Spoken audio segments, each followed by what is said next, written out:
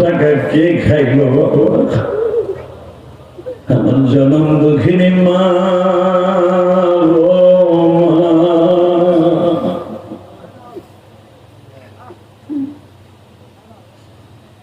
মার মত দরদি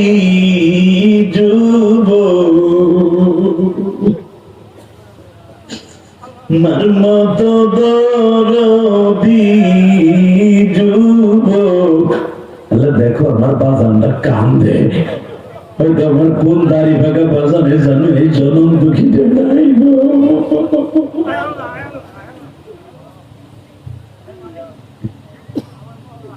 এই নদী থেকে আমার বাজানরা মাছ মারি নিয়ে আমার কাছে যাইতো মা। পুঁটি মাছ, চেলা মাছ, রয়না মাছ, টাকি মাছ, শোল মাছ, বল মাছ মারছি মা। সুন্দর করে পাকাই দিয়ে বলতো বাজান রে, গরম ভাতের সাথে আমি মার সাথে বয়ে এক নেওয়া ভাত।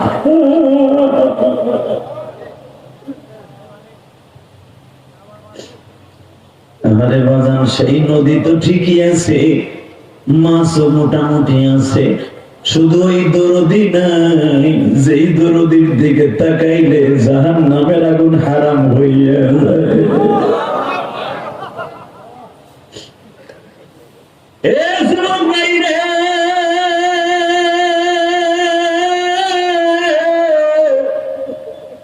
তোমরা যারা প্রবাসী আছো দেখবা, তুমি যেদিন পূর্বার জীবনে গেছিলে আমার ওই যে ভাই আজকে সে লন্ডনে থাকে বাবা, হয়তো জীবনের প্রথম যেই বছর ইটালি গেছিল, মা হয়তো চোখের পানি ফেলে ফেলে কাঁদছিল আর বলছিল বাবা তুই আবার কবে দেশে আসবি? ওই স্মৃতি আর কোনোদিন ভোলা যাবে না। আমার মাও এই যে যেই নদীটা দেখতেছো বাবা, এই নদীর মুখ হলো আমাদের ট্যাকের হাত ফতেপুর। এই নদীর মুখই কিন্তু ফতেপুর গেছে বাবা। আমি যখন মাহফিলে আসতেছিলাম গো, এই নদীটার কথা আমার মায়ের কথা মনে পড়ে গেছে। আমি এই জন্য সহজে মায়ের বাস করতে চাই না মা। এই নদীটা দেখে আমার অন্তরে ধাউ ধাউ করে আগুন জ্বলে গেল। এই নদীর মোহনায়, তিন গানের মোহনায়, ওই যে ফতেপুর মোহনায় বাবা, আমার মা আমারে এক মালাই নৌকে উঠে দিয়ে, খেওয়া নৌকায় উঠে দিয়ে, খেওয়ার মাঝে 2 টাকা দিয়া বলছিল তোমার নৌকায় আর কেউ তুলবা না, আমার ইলিয়াসকে ওই পার করে দিবা। নদীতে অনেক স্রোত, হয়তো দূরে যাইতে পারে, আমার ইলিয়াস নৌকায় বসে কোনো ক্ষতি না হয়, তোমার 2 জনের টাকা দিলাম। বাজান দাউ দাউ করে জ্বলে উঠছে মা গো। ইলিয়াস সেই নদীর পারে মাহফিলে আসলো, মা তুমি কই গো? আল্লাহর পয়গম্বর, আমি আল্লাহর জাতের কসম করে বলছি,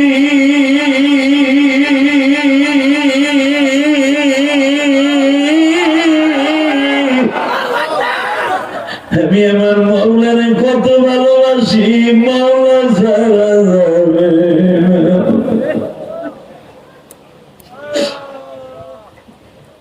আমি শুনছি আজ থেকে 4 বছর আগে তুমি বলছিলে মাওলা তোমার একবার দেখবো। তুমি মাওলারে দেখার লাগে কত কিছু করলা। আল্লাহ বারবার বলছিলাম তারা আমি মুসা দেখতে পারবি না, তুমি বারবার জিদ করছিল আমি দেখাই ছাড়বা। আমার আল্লাহ তোমার দিকে মাত্র একটা গরুর নাকের মধ্যে যতটুকু ছিদ্র জায়গা আছে অতটুকু নূরের পর্দাটা যায় তোমার দিকে তাকাইছিল। তুই পাগলের মতো হয়ে শিক্ষা দেখতে বসে গেছিলাম। মুসা যখন আমার আল্লাহ ডাকবে, আমার আল্লাহর সাথে কথা হয়, আল্লাহর সাথে কথা হয়, আল্লাহ কথা করে বলতে পারে।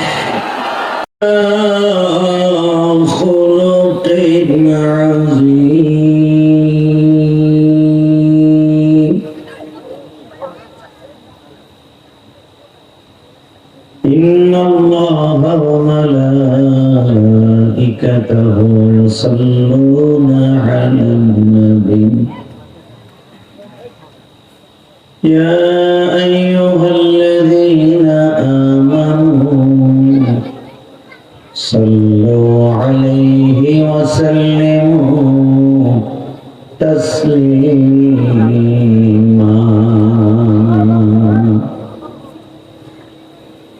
اللهم صل على محمد وعلى آل محمد كما صليت على إبراهيم وعلى آل إبراهيم إنك حميد مجيد নামাজ পড়লে কে খুশি হয়? আল্লাহ নাম যে যত জোরে নেবেন বাবা, দিলের ময়লা তত তাড়াতাড়ি পরিষ্কার হয়ে যাবে।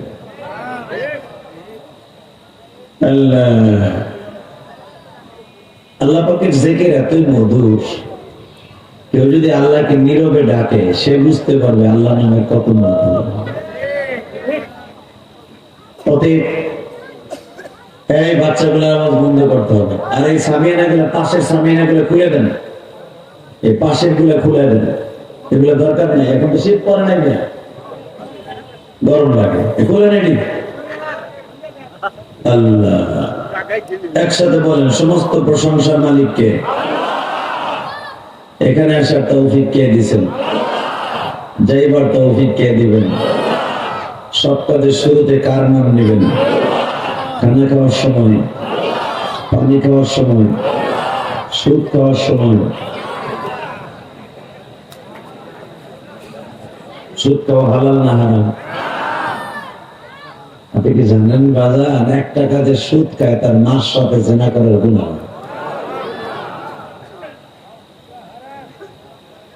আল্লাহ গো আমাদেরকে মাফ করে দেন।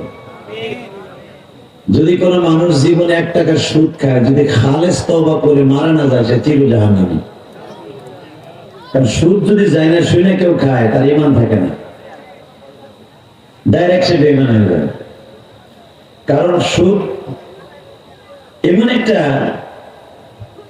গুনাহ, যে গুনাহটা করার সাথে স্বয়ং আল্লাহর সাথে ডাইরেক্ট সরাসরি যুদ্ধে নামা। আল্লাহ আমাদেরকে আপনি মাফ করে দেন। জোরে কোন আমিন, আরো জোরে বলেন আমিন। একসাথে বলবেন, সুদ খাওয়া হালাল না হারাম? ঠিক আছে না? সুদ খাওয়া হারাম। যারা খায়, বাবা এদেরকে বসায় দেন, পর্দা খুলে দেন, না পর্দার বাইরে বসে দুষ্টামি করবে। এগুলো পুরো খুলে ফেলেন, পুরো একবার খুলে ফেলেন, তুলে ফেলাই নিচে ফেলাই দেন। আল্লাহ, তাহলে আপনারা আমার সাথে একবার বলেন, সুদ খাবো না, ইনশাল্লাহ। সুদ খাবো না, ঘুষ খাবো না, হারাম খাবো না, হালাল খাবো, অল্প খাবো, হালাল খাবো, অল্প খাবো, ইনশাআল্লাহ। আল্লাহ যারা দেখবেন বাবা, যারা সুদ খায় ওর চেহারা কোনো নূর থাকে না। দেখবেন যারা সুদ খায়, এদের চেহারার মধ্যে আল্লাহর গজবের একটা ছাপ পড়ে যায়। এই দুনিয়া ওদের কোনো শান্তি থাকে না। অতএব সকলের প্রতি আমার দাবি থাকবে, এই মাদারীপুর হবিগঞ্জ না, হবিগঞ্জ মদিনাতুল উলুম মাদ্রাসার এতিমখানার উদ্যোগে দক্ষিণ বিরাঙ্গল বাহাদুরপুর ইউনিয়নের ঐতিহ্যবাহী মাদারীপুরের একটা ইউনিয়ন। আজকের মাহফিলের সম্মানিত সভাপতি হযরত আলহাজ সৈয়দ সাখাওয়াত হোসেন সেলিম ভাই, কে সভাপতি চেয়ারম্যান। আজকের মাহফিলের আমার আগে মাগরিবের পর ওয়াজ করেছেন আপনাদের এলাকার নক্ষত্র, আপনাদের এলাকার সুনামধন্য ব্যক্তিত্ব এবং পীরে সাহেব, পীরে কামেল, আপনাদের আহমদাবাদ চন্ডীবর্দী মাদ্রাসার স্বনামধন্য প্রিন্সিপাল হযরত মাওলানা আলী আহমদ চৌধুরী এবং আরেকজন ওয়াজ করেছেন মুফতি আনোয়ার হুসাইন এবং আজকের মাহফিল পরিচালনায় রিয়াদুল ইসলাম খান, জনাব সিরাজুল ইসলাম পান্নু মাস্টার সহ আরজ গুজার আপনাদের অত্যন্ত প্রিয় মানুষ এই মাদ্রাসার সম্মানিত প্রিন্সিপাল মাওলানা আবুল হাসান, সকলকে জানাই আমার অন্তরস্থ থেকে ধন্যবাদ, মুবারকবাদ। ডাইনে বামে বসে আছেন আমার অত্যন্ত বন্ধুবর এই মাদারীপুরের দুইটা মাদ্রাসার প্রিন্সিপাল ইবনুল কয়েস এবং আমার অত্যন্ত সঠিক ছাত্র ছিলেন। ও আমার কাছে দীর্ঘদিন লেখাপড়া করেছেন। আমি যখন ঢাকা কেরানীগঞ্জ কালীগঞ্জ মাদ্রাসার শাহী মসজিদের সম্মানিত আমি গুনাগার যখন প্রিন্সিপাল ছিলাম, মিশকাত পর্যন্ত মাদ্রাসা 8 বছর প্রিন্সিপাল ছিলাম। তো শুরু জামানা থেকেই ছেলেটা আমার কাছে পড়েছে। আপনাদের এই অত্যন্ত প্রিয় ছেলে এবং আমার অত্যন্ত প্রিয় ছাত্র ছিল, খুব মোটামুটি ভালোই ছাত্র ছিল, আপনাদের মুহাব্বতের ছেলে। আল্লাহকে কবুল করেন, যেরকম আমি। তাহলে বাবা, যারা এখানে আসছেন বসছেন, সকলের চেহারা দিক তাকাইলে মন হইতেছে আপনারা সবাই আল্লাহ বলি। মারহাবা বলেন আরো জোরে, কারণ চেহারার মধ্যে আল্লাহ রুলির কেন ছাপ আছে। এই যে আমার বাজানরা কি সুন্দর বসে আছে, নির্ভীকে নির্দ্বিধায়, কোনো টেনশন নাই, কিচ্ছু নাই। চেহারার মধ্যে মনে হচ্ছে একটা জান্নাতের ছাপ। রসুলের কিছু প্রিয় সাহাবী ছিলেন রসুলের যুগে। এই সাহাবীগুলি রসুলের সামনে বসতেন, সামনে। তো এরা অধিকাংশ গরিব মানুষ ছিল, এই জন্য ভালো কোনো পোশাক আশাক ছিল না। এদের চেহারার মধ্যে গরিবি গরিবি ভাব থাকতো। যারা ধনী ছিল এদের একটু হিংসা লাগতো, হিংসা। এরা রাসূলুল্লাহ সাল্লাল্লাহু আলাইহি ওয়াসাল্লামের কাছে এসে প্রস্তাব দিল, ইয়া রাসূলুল্লাহ, আমরা এই সমাজের মাতুব্বার মানুষ, মাতবা, আমরা সমাজ চালাই। আপনি একটু এই যে গরিব সাহাবী যেগুলো গোলাম সোলাম আছে, এগুলো একটু পিছনে বইতে বইতে পারেন না? এরা পিছনে বইব, অগজালায় অগ যন্ত্রণায় আমরা সামনেও ভিড়তে পারি না। আমরা রাসূল আকরাম সাল্লাল্লাহু আলাইহি ওয়াসাল্লাম আসলে যে আমার নবী গায়েব জানতেন না, এটা তার প্রমাণ। রাসূল মনে মনে ভাবলেন, এরকম দামি মানুষ, এলাকার মাতবর, চেয়ারম্যান, মেম্বার, লিটু স্কুল টাইট মাইক। আপনার শাহজাহান খানের ডাইনে বামে কিছু ছিল না সামসা? এই শাহজাহান খানটা চালাইতো সামসা, সব কোয়ালিটির সামসাই আছিল। কথা কন না কেন?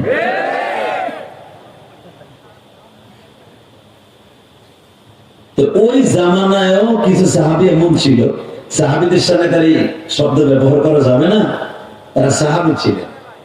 কিন্তু রাসূল তাদের কথা শুনে প্রেমে পড়ে গেলেন। হ্যাঁ, ঠিকই তো কিছু, এরা দামি মানুষ, এই গরিব গো, যাগো গায়ের থেকে ঘামের গন্ধ আসে, এরা কাঠ কেটে খায়, বাজারে মূলা বেছে, তরকারি বেছে, খেজুর বেছে, এরা গাজর বেছে, পেঁয়াজ বেছে, এদের শরীর থেকে গন্ধ হয়। অতএব এরা যদি একটু দূরে বসে, তাহলে দামি দামি যারা আছেন বড় লোক, এরা সামনে একটু জায়গা পাবে মাঝে মাঝে। রাসূল বলে ফেললেন, তোমরা একটু পিছনে বইও। এই পিছনে বইও, এর ভিতরে একজন সাহাবী ছিল, অন্ধ সাহাবী, উম্মে মাকতুম। মারহাবা বলে। আমার নবী যখন বলে ফেলেছে তোমরা একটু পিছনের দিকে বসবা, এই অন্ধ সাহাবীর কলিজার মধ্যে মুহাব্বতের ইশকের আগুন ধাউ ধাউ করে জ্বলে বলছে, বাবা,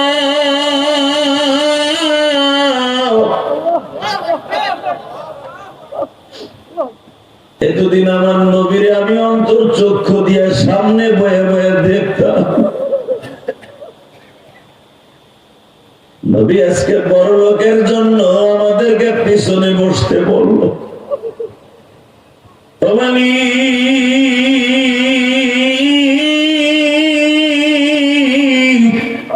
গরিবের কি দাম নাই ঘুমাই, গরিবের যদি দাম না থাকে কেন আমাদেরকে বানাই?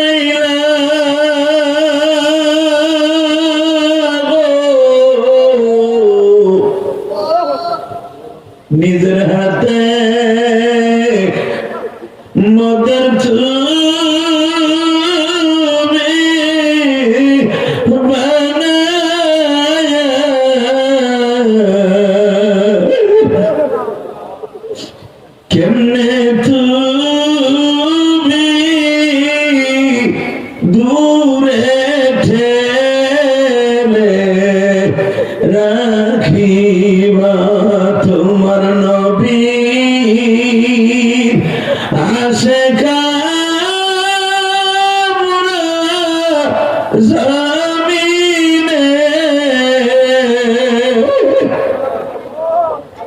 নবীর জান্নাত জীবন দিব এখনি বাজানে উম্মে মাকতুম মসজিদ নববীর খুঁটি ধরে যখন কাঁদে আমার আল্লাহর কলিজায় ধাউ ধাউ করে আগুন লেগে গেছে গো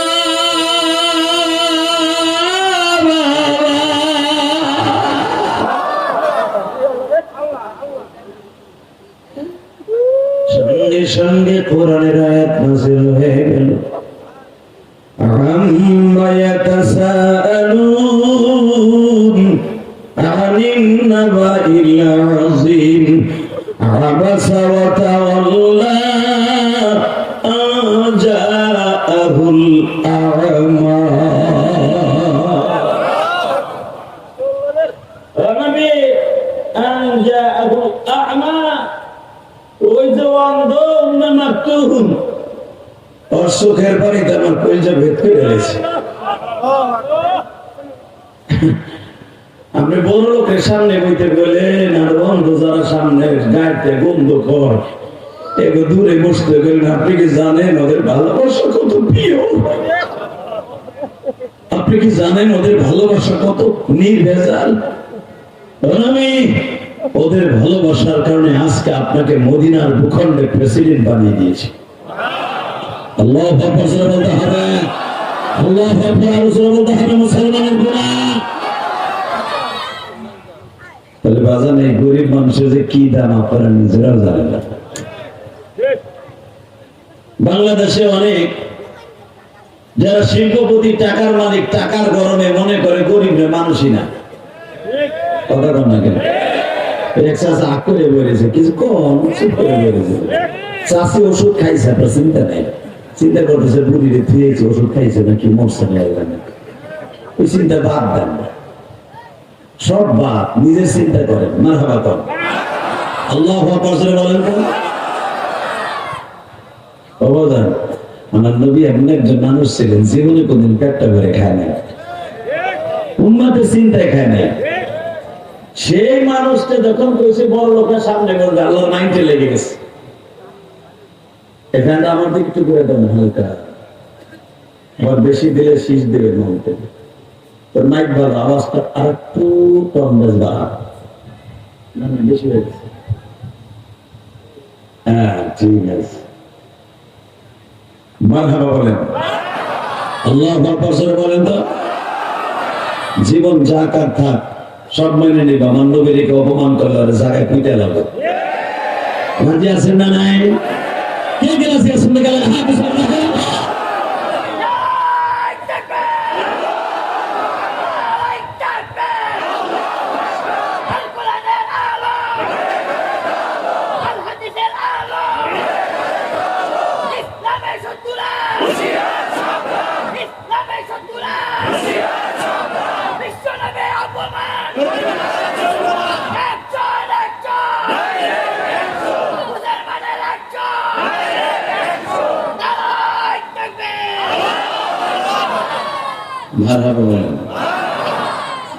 এই ছেলেটা যে শিব চড়তে আমার অনেক ভক্ত ওর ভিতরে রসুলের এসকোটা বেশি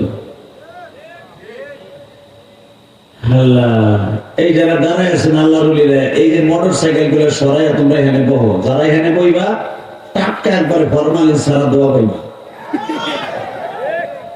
আর মগার মতো যেটা খারাই থাকবার পানির পানি তারপর মগা হয়ে খারাপ ওখানে কি বলে কলের পানি বেড়া বাপ পারবি পানির মধ্যে খারাই থাকবে তুমি বলবো না বুঝবে যাবে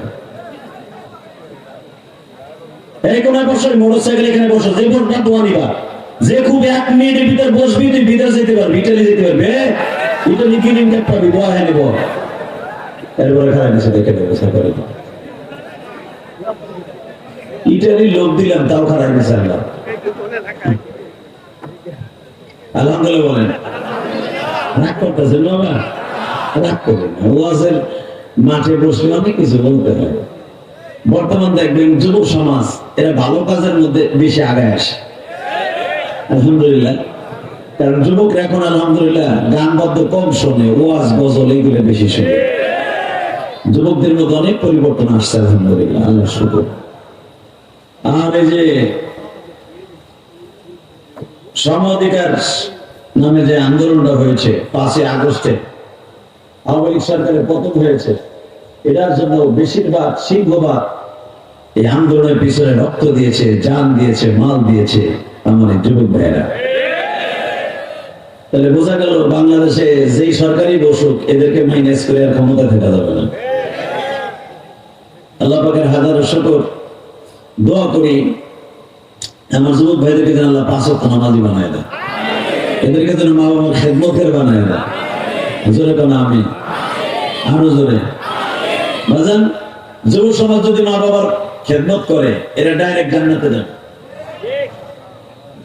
এখানে এমনও বাবা আছে অনেকে মনে করে মনে মনে ভাবেন, আরে আমার আজকে যদি মা বাইসে থাকতো মারে প্রাণ দিয়ে ভালোবাসতাম, কিন্তু ওই দরদি এখন নাই।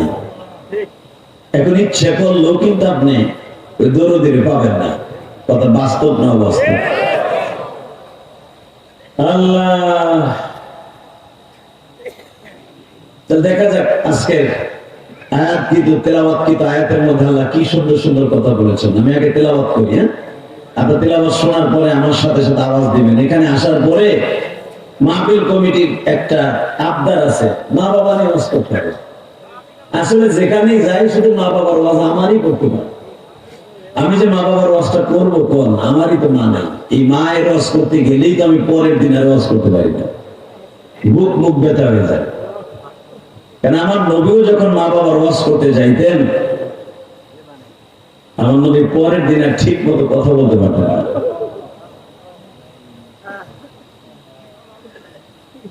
আমার আল্লাহ বেশি বেশি মা বাবার ওয়াজ করছেন কোরআন শরীফে।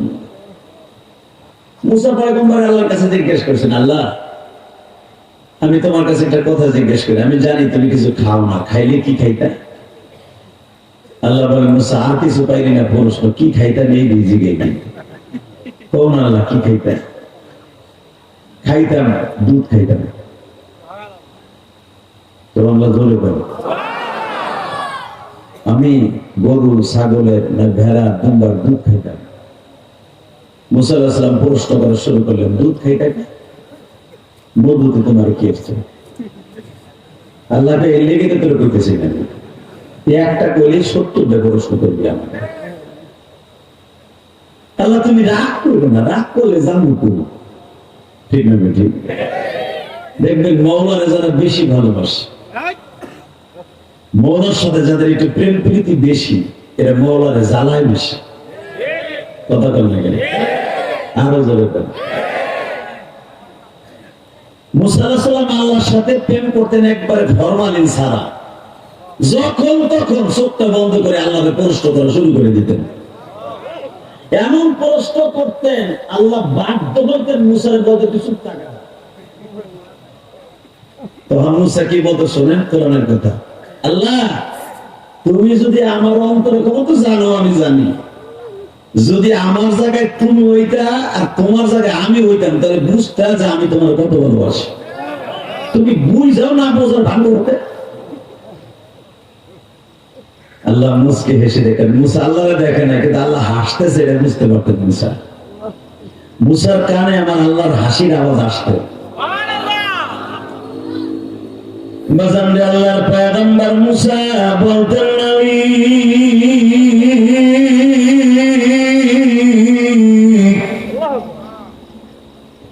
তুমি যদি মুসার জায়গায় হইতার, আমি মুসা তোমার জায়গায় হইতাম, আমি তোমার বুঝা দিতাম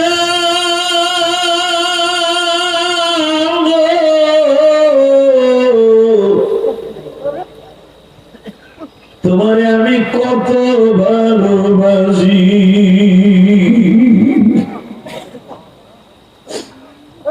মুসা তুই আমার অনেক ভালোবাসিস না? অনেক ভালোবাসিস? হ্যাঁ। মুসা আগামীকালটা বাইতুল জালাল পাহাড়ের পাশ দিয়া তুর পাহাড়ে একটা ক্যানেল চলে গেছে, ওইখান দিয়ে একটু দাওয়াত তাবলীগের কাজে যাইস। মারহাবা কর। খারাপ সব আগুন গাছের মতো বসে দিলটার শান্ত কর, এটা জান্নাতের ভাগ, এটা জান্নাতের বাগান। আল্লাহু আকবার বলতে হবে। হে মুসা, বাইতুল জালাল পাহাড়ে যাই, তুর পাহাড়ের ক্যানেলে মুসা আলাইহিস সালাম যায়, আল্লাহ দেখে বেঁচে গেছে, যায় দেখে হায়ওয়ানে যে মুসার মেজাজ গরম হয়ে গেছে। কে এক যুবক একটা ছাগলের বাচ্চা ধরে মাথার মধ্যে চুমায়, শিঙের মধ্যে চুমায়, দুই গালে চুমা দেয়, নাহের মধ্যে জিব্বে দেয়, আবার এটারে কোলের মধ্যে আদর করে, আবার সেই নদী আশ্রয় দেয়, কয় ও ছাগল, তোর মতো যদি আমার মৌলা হইত,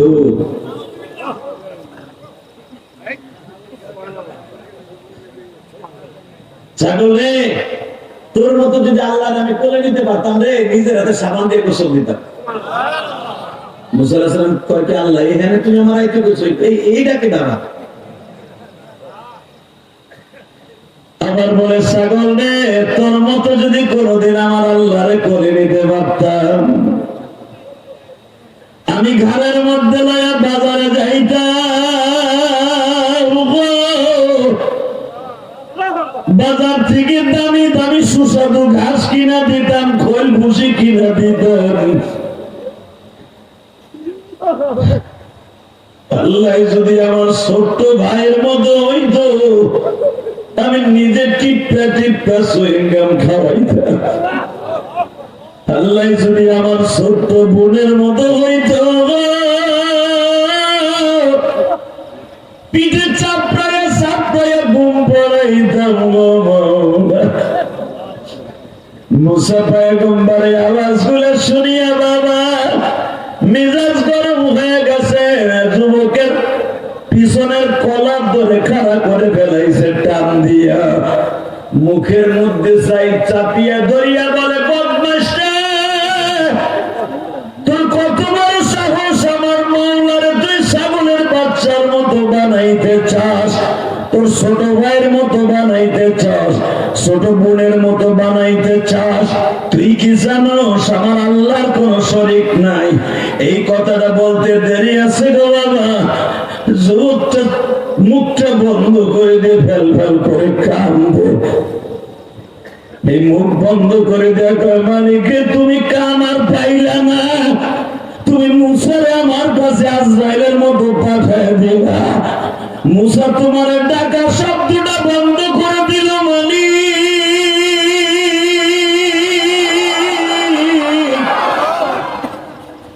তুমি আর কোনো খাইয়া কাম পাইলে না, মুসারে আমার কাছে পাঠাইলে। যুবকটা যখন আল্লাহ শব্দে এই সমস্ত প্রেম প্রীতি আওয়াজ বন্ধ করে দিছে, যুবকটা কাঁদতে কাঁদতে পাহাড়ের মধ্যে চলে গেছে, জালালাবাদের পাহাড়ে। 5 মিনিট পরে আল্লাহ ওহী দিয়ে পাঠিয়ে দিছে, মুসা তোরে কি আমি পাঠাইছি আল্লাহর থেকে বান্দারে দূরে রাখার লেগে? আস্তাগফিরুল্লাহ, আল্লাহ কি কর, আমি বান্দার থেকে তোমার দূরে সরালাম কেমনে? হে মুসা, কয়েকটা প্রশ্নের উত্তর দিবি। বান্দায় কতটুকু ভালোবাসতে আল্লাহর এই কথা বলতে পারে, তুই যদি আমার ছোট ভাইয়ের মতো হইতে তুই বলে দিতাম। কত ভালোবাসতে বান্দায় বলতে পারে, তুই যদি আমার ছোট বোনের মতো হইতি, তোর বালিশে শোয়াইয়া পিঠে চাপুর দিয়ে দিয়ে ঘুম পড়াইতাম, সারা রাত তোর কোলের মধ্যে রাখতাম। মুসার আর বুঝতে বাকি নেই, আল্লাহ বলে দিলেন, হে মুসা, ওই পাগলকে যদি আবার ওই জায়গায় না বসাইয়া আমার সাথে প্রেম করার সুযোগ করে না দেয়, নবুয়তের দপ্তর থেকে নাম কাটা। মুসা পাগলের মতো দৌড়ে গেছে, এখন কানবেন, চোখ ভরা পানি দেখার জন্য আল্লাহ বয়ে গেছে। মুসা আলাইহিস সালাতু ওয়াস সালাম জালালাবাদের পাহাড়ের পাশ দিয়ে দৌড়ায় আর বলে, তোমরা ওই যুবককে দেখছো নি?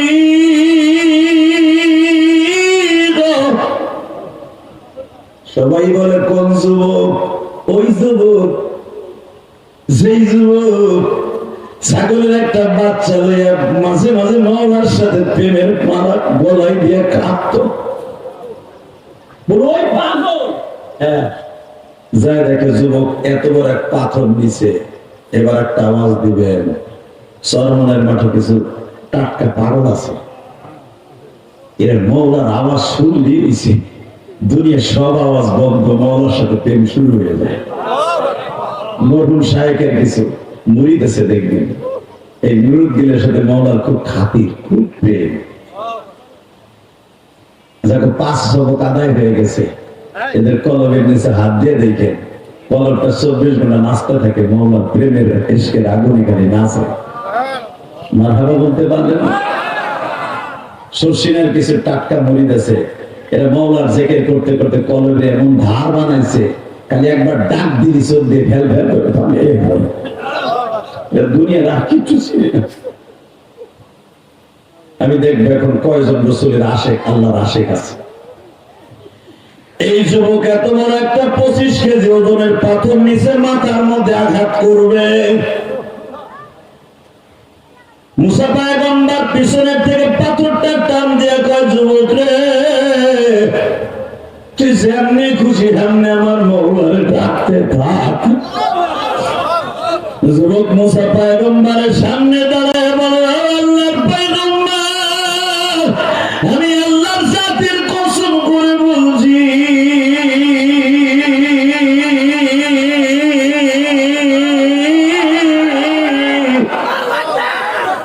আমি আমার মৌলারে কত ভালোবাসি, মৌলা ছাড়া যাবে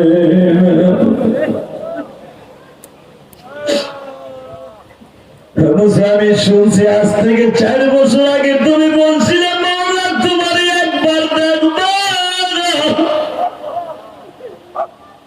তুমি মৌলার দেখার লাগে কত কিছু করলা। আল্লাহ বারবার বলছিলাম তাহলে মুসা দেখতে পারবি না, তুমি বারবার জিদ করছিল আমি দেখাই ছাড়বা।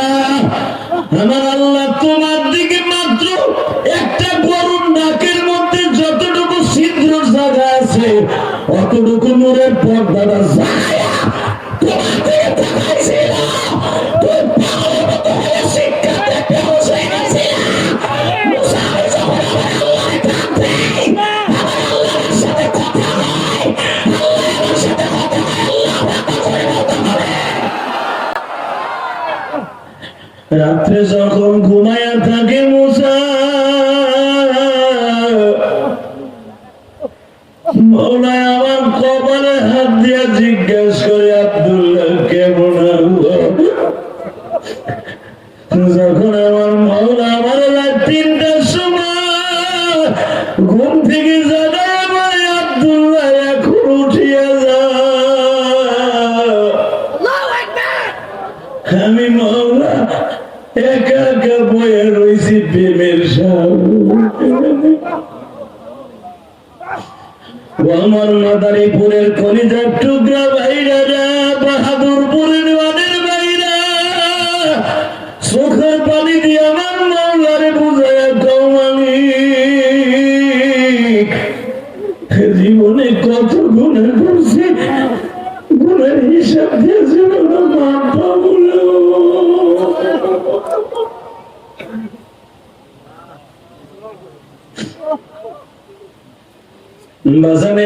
যখন আমার প্রিয় হাবিবের কাছে আল্লাহ পাক জিবরাইলের দ্বারা করতেছে, আমার নবী বসিয়া বসিয়া অজরে কান্দে, এই যুবকের সাথে তুমি দেখা দিছো স্বপ্নে, আমার দুধকালের শিবসার বাগানে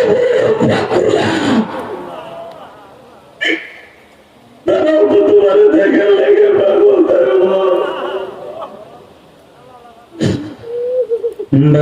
আমার আল্লাহ উত্তর দিলেন, নবী শুধু দেখাই দিব না, আমি তাদের সাথে কথা বলবো। আযকুরুনি আযকুরুকুম ওয়াশকুরুলি ওয়ালা তাকফুরুন। ডাক রে বান্দা আমাকে ডাক, ডাক রে বান্দা আল্লাহকে ডাক, ডাকতে ডাকতে তোমার প্রাণটুকু চলিয়া যাক, ডাক রে বান্দা আল্লাহকে ডাক। আমার নবী তা তো বুঝ নেয় না। ওই বনি ইসরায়েলের উম্মতের সাথে তুমি স্বপ্নে কথা কইতা, আল্লাহ তাআলা তো ঈসা নবীর উম্মতের দাম বেশি, মুসার উম্মত গুলো আমার উম্মতের থেকে দামি হয়ে গেল। বাবা এখন একটা মওলারে ডাক দিও যুবক বাইরে, ওই 28 বছরের যুবক যদি মওলারে ডাক দিয়া বন্ধু বানাইতে পারে গো, তুমি এখন মাদারীপুর থেকে আমার মওলারে জোরে একটা খেইসা ডাক দিবা।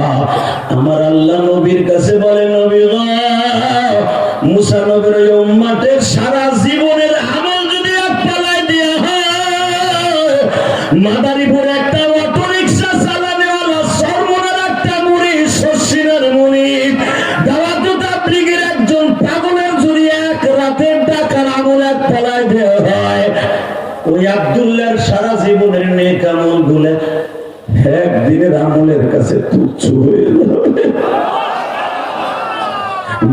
এখন আমার মওলার হাত দুটো আসমানের দিকে দিয়া আমার আল্লাহর জোরে একটা ডাক দিও বাবা।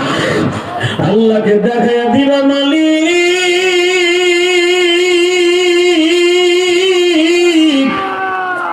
আজকে 29 অক্টোবর হাত দুটা উঠাইয়া তোমার কাছে ডাক দিয়েছি। 29 অক্টোবর আমার আল্লাহর জোরে একটা ডাক দাও।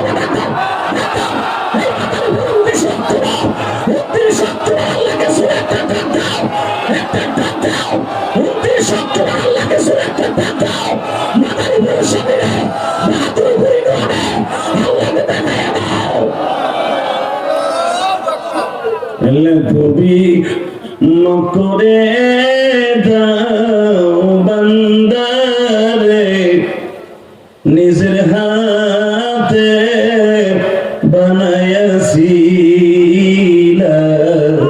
মোদের, নিজের হাতে বানায়াছি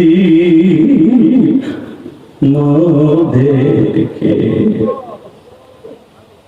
আল্লাহ তোমার এই পাগলদেরকে মাফ করে দাও। জোরে আমিন। জোরে আমিন। বলেন এবার আমার দিকে তাকান। এই মুসা আল্লাহকে জিজ্ঞেস করে, আল্লাহ তোমার সাথে প্রেম করার যুবক অনেক পাইলাম, কিন্তু আমার সাথে প্রেম করে আমার সাথে জান্নাতে থাকবে এমন একটা যুবকের নাম আমি চাই। আল্লাহ পাক বলেন, মুসা রে, তোর সাথে প্রেম করে জান্নাতে থাকবে এক জান্নাতে, ওই যুবকের দেখতে চাস? হয় তাহলে যায় দেখ, অমুক বাজারে অমুক জায়গায় যায় দেখবি আমার এক পাগল গোশতের ব্যবসা করে, কষায়।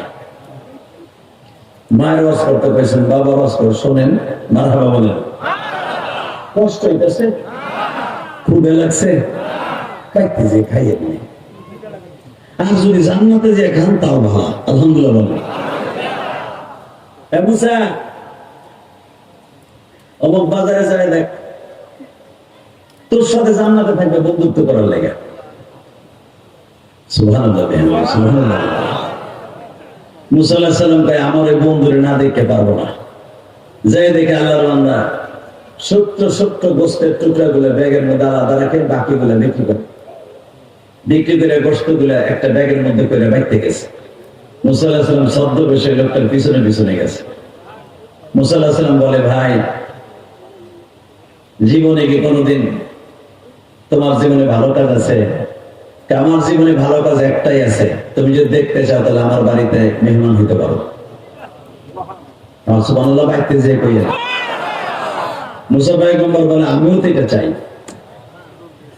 আল্লাহ যুবক জিজ্ঞেস করে, তোমার চেহারার মধ্যে মুসা পয়গম্বরের চেহারার রূপ আছে, কিন্তু আমি তো বিশ্বাস করতে পারি না যে মুসার মতো পয়গম্বর আমার বাড়িতে।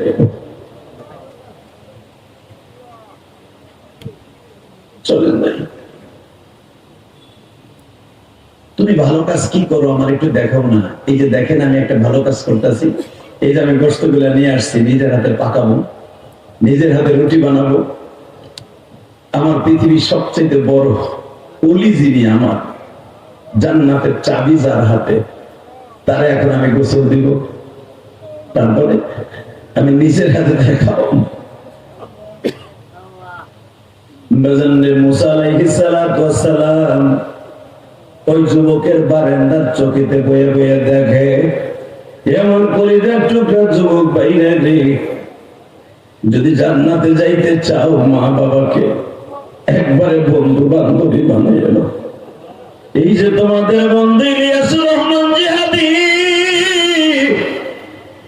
ছোট্টকালে 12 বছর বয়সে মা হারাইছি। কত বছর যে মার হাতের খাবার খাই না আমি নিজেও বলতে পারি। আল্লাহর টাকা পয়সা কম দেয় নাই বাবা, কিন্তু আমার টাকা কে খাইল বাবা? আমার জনম দুঃখিনী মা,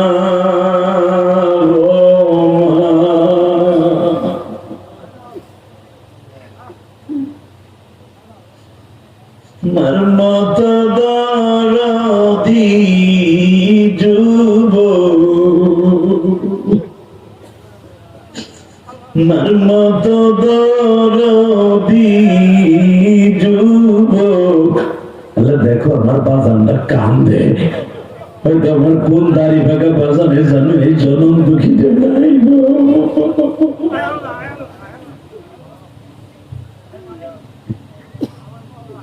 এই নদী থেকে আমার বাজানরা মাছ মারি নিয়ে আমার কাছে যাইতো মা।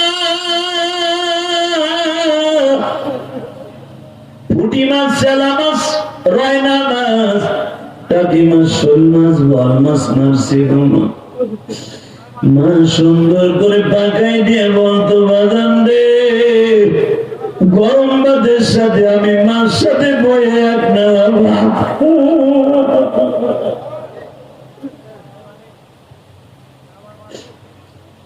আরে বাজান, সেই নদী তো ঠিকই আছে, মাছও মোটামুটি আছে, শুধু ওই দরদি নাই, যেই দরদির দিকে তাকাইলে জাহান্নামের আগুন হারাম হইয়া যায়।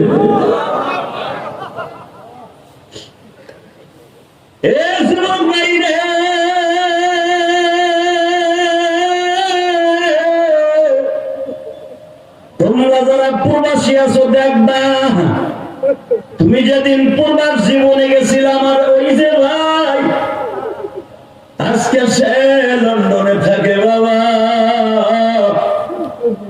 হয়তো জীবনের প্রথম যেই বছর ইটালি গেছিল, মা হয়তো চোখের পানি ফেলায় ফেলায় কাঁদছিল আর বলছিল, বাবা তুই আবার কবে দেশে আসবি? ওই স্মৃতি আর কোনোদিন ভোলা যাবে না। আমার মাও এই যে যেই নদীটা দেখতেছো বাবা, এই নদীর মুখ হলো আমাদের ট্যাকের হাত, ফতেপুর। ঠিক না বেটি? এই নদীর মুখই কিন্তু ফতেপুর গেছে বাবা। আমি যখন মাহফিলে আসতেছিলাম গো, এই নদীটার কথা আমার মায়ের কথা মনে পড়ে গেছে। আমি এই জন্য সহজে মায়ের বাস করতে চাই না মা। এই নদীটা দেখে আমার অন্তরে ধাউ ধাউ করে আগুন জ্বলে গেল। এই নদীর মোহনায়, 3 গানের মোহনায়, ওই যে ফতেপুর মোহনায় বাবা, আমার মা আমারে এক মালাই নৌকে উঠে দিয়ে, খেওয়া নৌকায় উঠে দিয়ে, খেওয়ার মাঝে 2 টাকা দিয়া বলছিল, তোমার নৌকায় আর কেউ তুলবা না, আমার ইলিয়াসকে ওই পার করে দিবা। নদীতে অনেক স্রোত, হয়তো দূরে যাইতে পারে, আমার ইলিয়াস নৌকায় বসে কোনো ক্ষতি না হয়, তোমার 2 জনের টাকা দিলাম। বাজান দাউ দাউ করে চলে উঠছে মা গো। ইলিয়াস সেই নদীর পরে মাহফিলে আসলো, মা তুমি কই গো?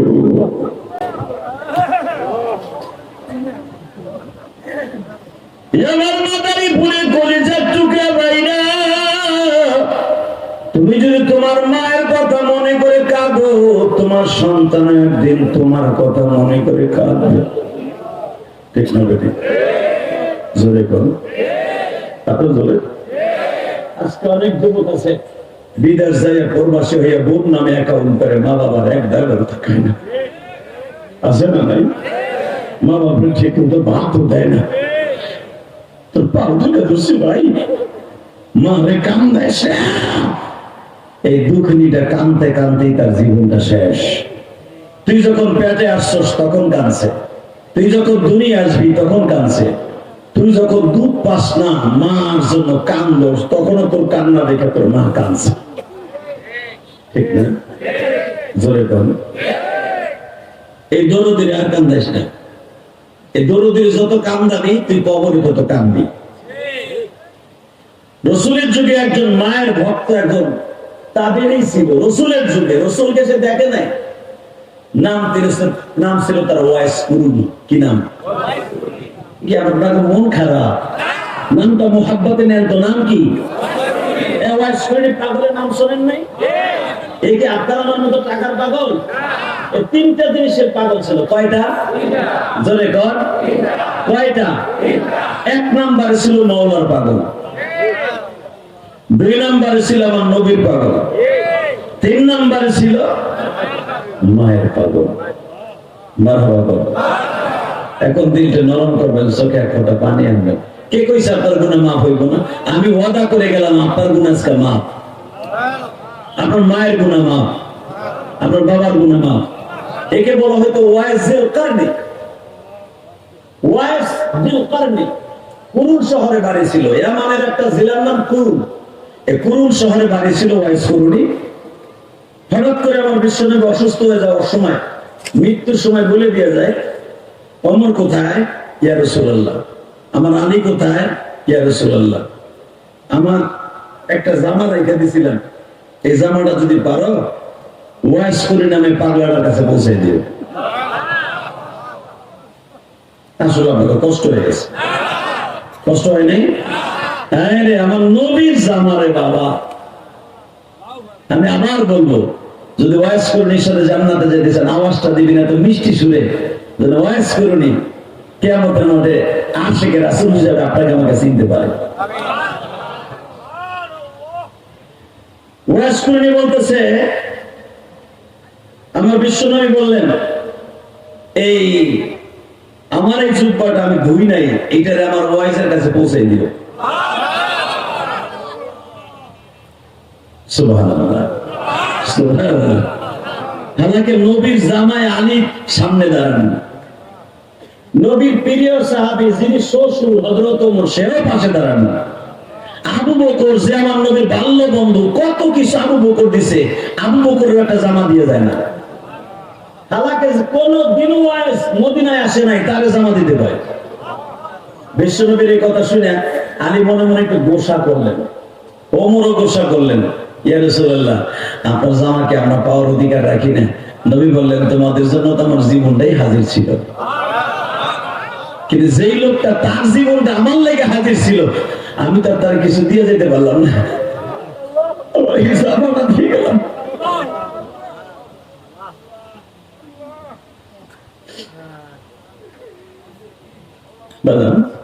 আমার নবীর মৃত্যুর কয়েকদিন আগে এই জামাটা যখন দিয়ে যায়, তখন সাহস করে বলে ফেলেন, ইয়া রাসূলুল্লাহ এরা না চিনবো কেমনে, কোন শহরে থাকে?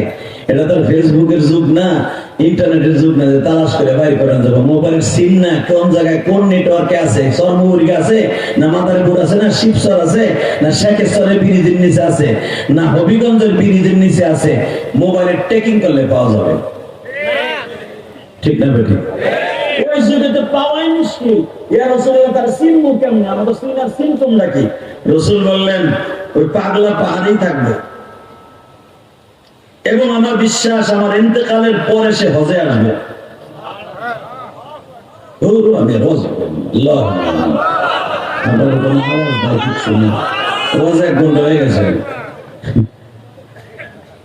আওয়াজ হবে এবার বাজার, বলেন তো আল্লাহু আকবার, লিল্লাহি তাকবীর। আল্লাহ দেখো তোমার পাগলগুলো তোমার কত বড় করছে, আল্লাহু আকবার মানে তুমি সবচেয়ে বড়।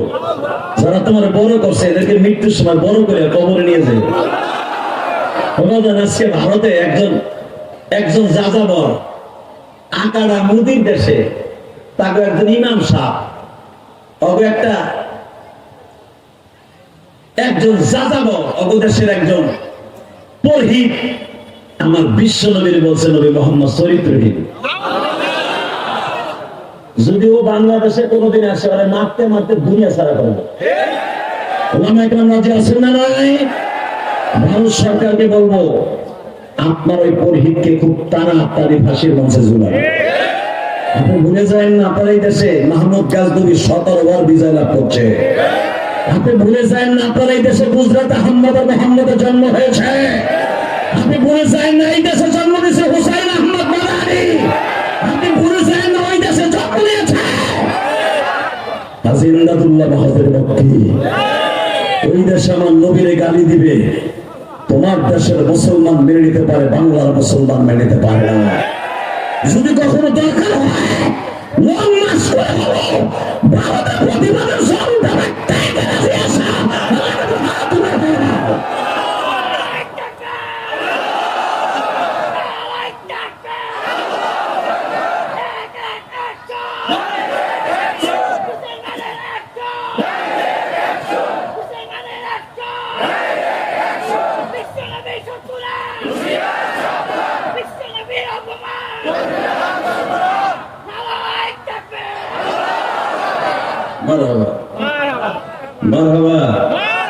খারাপ লাগলো? আওয়াজটা খারাপ লাগছে? বিশ্ব নবীর অপমান সইব না রে? এই যে কথাটা বলছেন না, ওয়াইস করুণীর সাথে জান্নাত হইলে হইতেও পারে। ইনশাআল্লাহ বলেন। তো বিশ্ব নবী হযরত ওমর বলেন, ইয়া রাসূলুল্লাহ চিনবো কেমনে? নবী বলেন, তারে পাহাড়েই পাবা। এবং আমি বিশ্ব নবী বলে গেলাম, ওয়াজে পাওয়ার জন্য সুন্দর একটা সিম্পটম হলো আমার ইন্তেকালের পরে সে হজে আসবে।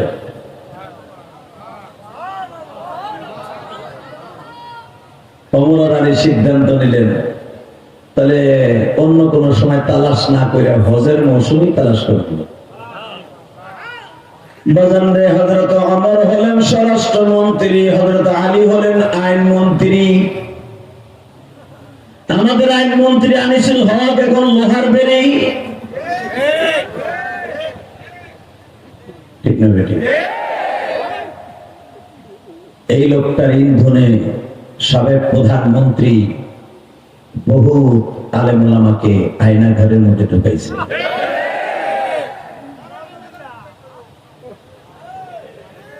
আল্লাহ আছে না নাই? আছে। বিশেষ হয় তোমরাও আইনমন্ত্রী, হযরত আলীও আইনমন্ত্রী। আইনমন্ত্রী হযরত আলী আর স্বরাষ্ট্রমন্ত্রী হযরত ওমর, প্রধানমন্ত্রী আবু বকর, খাদ্যমন্ত্রী হযরত ওসমান গনি, তালহা ইবনে জুবায়ের ত্রাণমন্ত্রী। আল্লাহু আকবার। স্বরাষ্ট্রমন্ত্রী আর আইনমন্ত্রী নবীর জুব্বা ঘাড়ে লইয়া ঘুরতেছে আরাফার মাঠে। হঠাৎ করে হযরত ওমর বললেন, আরাফার মাঠে আপনারা যে 4500 হাজী হজে আসছেন, এর মধ্যে ইয়ামানের মধ্যে কতজন আছেন? স্বরাষ্ট্রমন্ত্রী যদি বলে কতজন আছেন ইয়ামানের, কারো বাপের ক্ষমতা আছে না জানেন? হাত তুলছে 20 থেকে 25 জন, 120 জনের মধ্যে হাত তুলে বলে আমরা ইয়ামান থেকে আসছি। সুবহানাল্লাহ, রাখতে যাই। কি অবস্থায় বললাম আজকে? রেডি? আমার শুনো তো ইনশাআল্লাহ। হজে যাওয়ার নিয়ত আছে তো? তাহলে বোঝা গেল ওই জামানায় হাজার হাজার মুসলমান হজ করছে। 4500 হাজির মধ্যে জিজ্ঞেস করে ইয়ামানের কয়জন? 120 জন হাত তুলছে। বলছে পুরুষ শহরের কয়জন আছে? 2 জন। তা 2 জন তোমরা ওয়াজ করুনি নামে কেউ চিনো? একজন লাভ দিয়ে কত আমার গ্রামের পোলা, ও তো হবিগঞ্জের ব্রিজে ডালুতে খায়।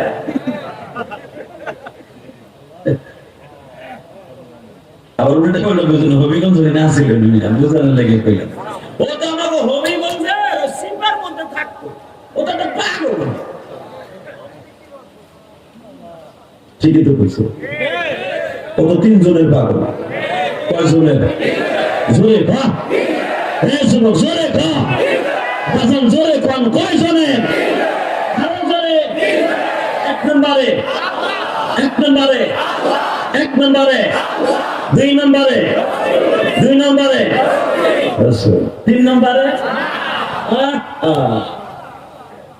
3 ওটা সে আসল জিনিস, ঠিক না বেঠিক? লোক তো পাগল, আমার হবিগঞ্জের বিড়িদের নিচে চিপাই থাকতো, সরকারি জায়গায় ঘর বান্ধা ছিল। ওমর বলে, হে পাগলটা কই? আপনার মতো স্বরাষ্ট্রমন্ত্রী তারে তালাশ করেন কেন? আগে বল সে কো। তুই পাগল, তো 14 গোষ্ঠী পাগল, তোর বাপ পাগল, তোর বউ পাগল, তোর পোলাপান পাগল। আপনারা তো জানেন ওমরের মেজাজ, যখনই পাগল তো উল্টা পাল্টা মেজাজ গরম হয়ে গেছে। বলছে কোথায়? শুনছি আরাফাত মাঠে হজ করে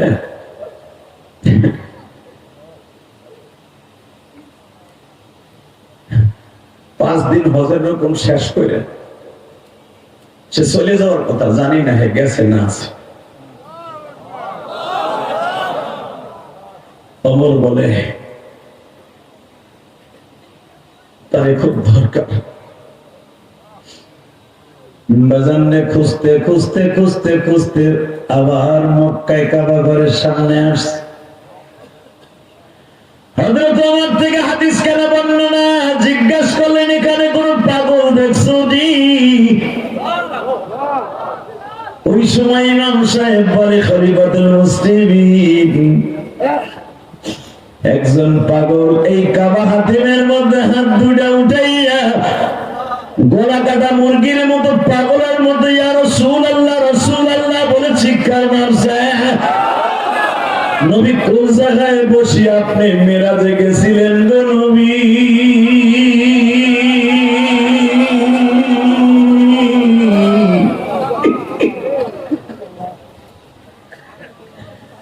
কোন জায়গায় আপনার সোয়া জিবরাইল আর মিকাইল অপারেশন করছিল, ওপেন হার্ট সার্জারি?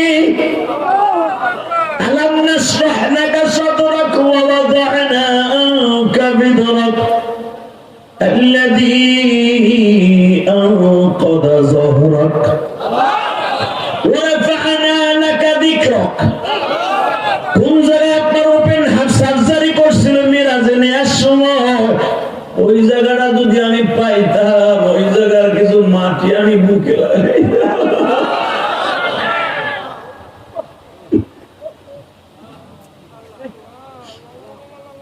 এই কথাগুলো বলছে। ওমর বলে, পাগলটা কোন দিকে গেছে? পাগলটা এখান থেকে দৌড়াইতে দৌড়াইতে ইব্রাহিম খলিল রোড দিয়া কোন দিক গেছে বলতে পারবো না, তবে শুনছি ওই পাহাড়ে যাবে যেই পাহাড়ে কোরআন নাযিল হয়েছিল। হযরত ওমর আলী পাগলের মতো দৌড়ে গেছে, ওখানেও পায় নাই।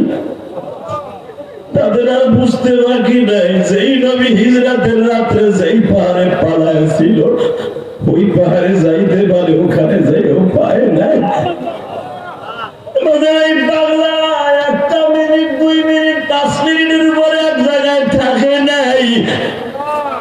সবকিছু শেষ করে মদিনায় না যাইয়া আবার দেশে চলে গেছে।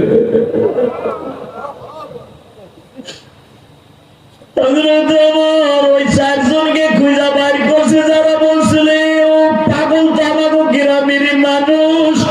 ওদের 2 জনকে রাহবার বানাইয়া সে কুরুন শহরে গেছে। আর এক রাওয়ায়াত আছে, হযরত ওমর মনে মনে ভাবলেন, জাবালে সুর কমপ্লিট করে মনে হয় ওই পাগল তায়েফের মাঠে যাবে। তায়েফের মাঠে যাইয়া দেখা হইল। কোন জায়গায় দেখা হয়েছে? যেই পাহাড়ে আমার নবীরে মারতে মারতে বাবা 3 বার বেহুশ করছিল। আমি দেখবো নবীর পাগল কয়জন আছে। এই যে আমার মাথায় যে চুল দেখতেছেন বাবা, এই চুলগুলো আমি মক্কা থেকে কেটে আসছি, এখনো পর্যন্ত বেলেট লাগাই নাই গো বাবা। এই সপ্তাহ 2 সপ্তাহ আগে আমি মক্কায় ছিলাম, রাসূলের রওজার কাছ থেকে বিদায় নিয়ে আসি, এই বাবা মাহফিল শুরু করে দিছি গো বাবা। এ আমার কলিজার টুকরা ভাইরা, আমি এই বছর যে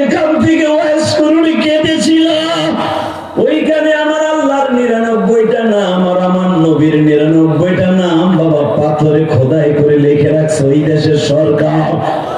ওইখান থেকে বাজান নবীরে মারতে মারতে মারতে মারতে মারতে মারতে আব্বাসের বাগান পর্যন্ত আনছে, প্রায় আধা কিলোমিটার মারতে মারতে আছে।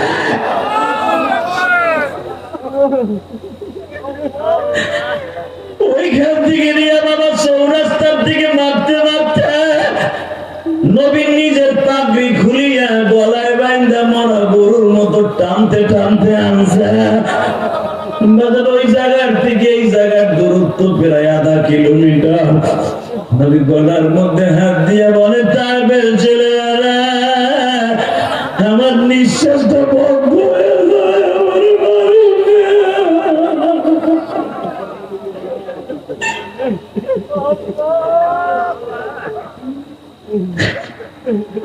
আমার আমার নবীর নিঃশ্বাসটা বন্ধ হয়ে যায়। নবীর চেহারাটা লাল হয়ে গেছে। ও আমার যুবক ভাইয়া, ওই পাহাড়ের ঢালুতে দাঁড়াইয়া ওই পাগল ওয়াইস করুনি কান্দে, নবী আপনি কই কই আর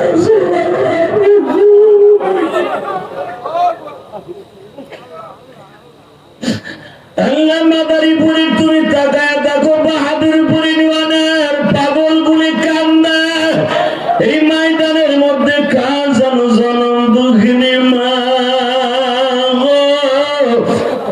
মা,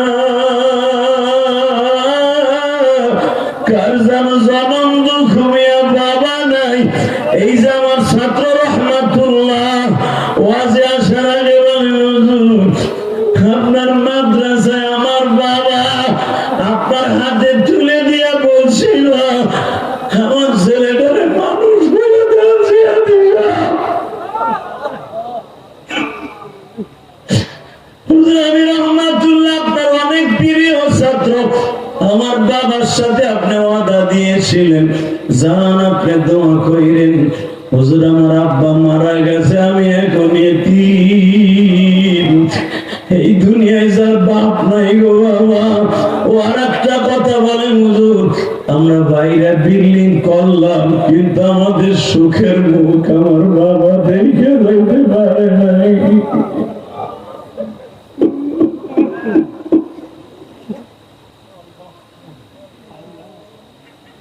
আল্লাহ দেখো কোন আলেম বাইরে কান্দে। তুমি না কইছো চোখের পানি পড়তে দেরি আছে, জাহান্নামের আগুন হারাম দিতে দেরি হবে না। বাবা জান বাবার মতো দরদি কেউ নাই। বাবা খেত বেইছে, মূলা বেইছে, কদু বেইছে তোমার আমার পরীক্ষার খাতা কিনে দিছিল বাবা। ওই মাদ্রাসায় লেখাপড়া করে আজকে আলেম হয়ে ওই বাবা আজকে 3.5 জায়গা জুড়ে ঘুমাই রয়েছে। ওই বাবার জন্য এক ফোঁটা পানি, চোখের পানি বরাদ্দ করেন। কসম আপনার চোখের পানি যদি কবুল হয়, আপনার বাবার কবরটা জান্নাতের বাগান হয়ে যাবে। আপনার বাবার কবরটা জান্নাতের বাগান হয়ে যাবে।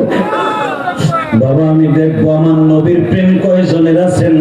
ওয়াজ করুনি যেই জায়গায় সেজদার পরে কাঁদছিলাম, আমি গুনাহগার ওইখানে দাঁড়াইয়ে বছর কাঁদছি। জোরে জোরে জোরে জোরে জোরে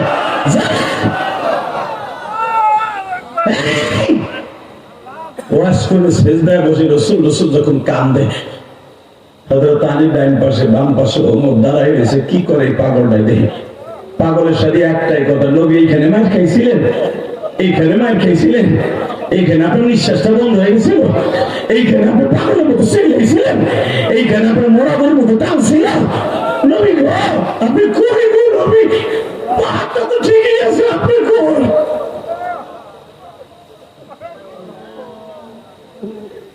হযরত আলী বলে এইটাই হবে ওয়াজ করুন, এইটাই হবে পাগল। মাদারীপুরের নবীর পাগল গুলা দেখি তো তুমি একটা শিক্ষা দিয়ে এখন আমার নবীর লেগে রাত্রি নবী তোমার বালিশের পাশে দেখা দিবে। বাবা কেউ যদি নবীর জন্য পাগল হয়, ওই মানুষটাকে আল্লাহ পাক নবীরে না দেখে কবরে ডাক দিবে না রে। আর নবীরে যারা জীবনে একবার দেখবে তার জন্য জাহান্নামের আগুন হারাম হয়ে যাবে, জাহান্নামের আগুন হারাম হয়ে যাবে। ওয়াজ করলে জীবনের নবীরে দেখে নাই, স্বপ্নেও দেখে নাই।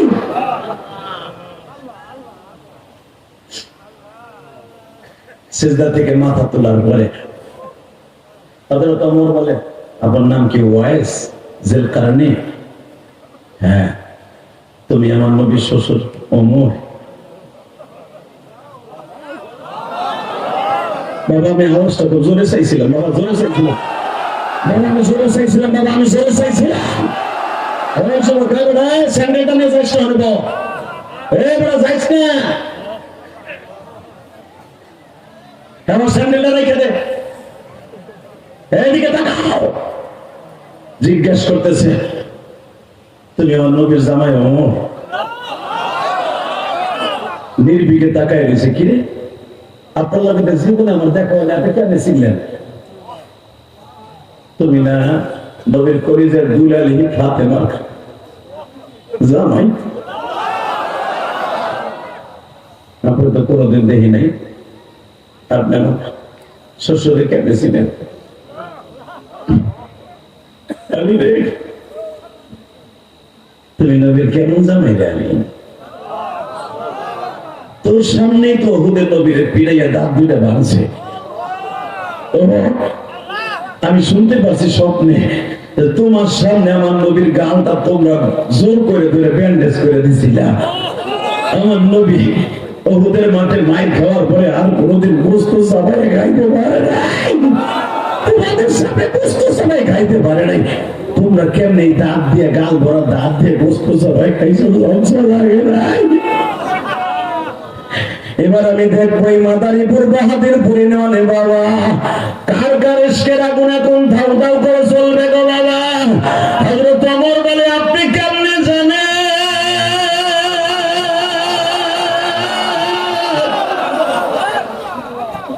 ওমর সাইয়া দেখো দাঁত গুলা আসেনি। ওমর বলে আপনার দাঁত গুলা কই গো? আমি 3 জনের পাগল ছিলাম। 1 নম্বরে আমার মওলার পাগল, 2 নম্বরে আমার প্রিয় হাবিবের পাগল, 3 নম্বরে আমি যার জন্য পাগল ছিলাম ওই লোকটা চলে গেছে। এই জন্য আমি তারে কবরে রাইখে বাঁধে আছি।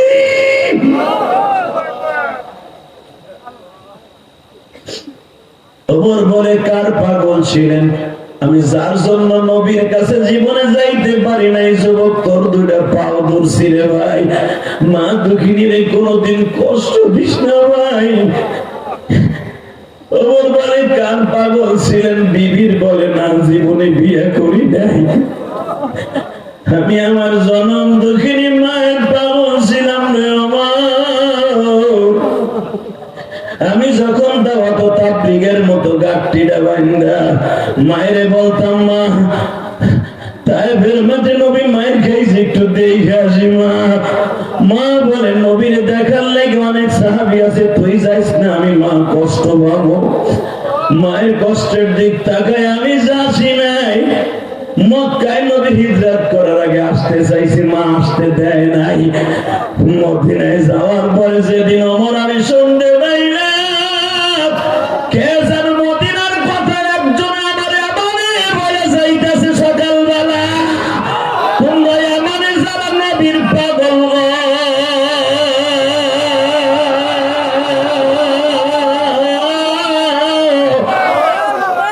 তোমার নবীর দাঁত ভাঙ্গা দিছে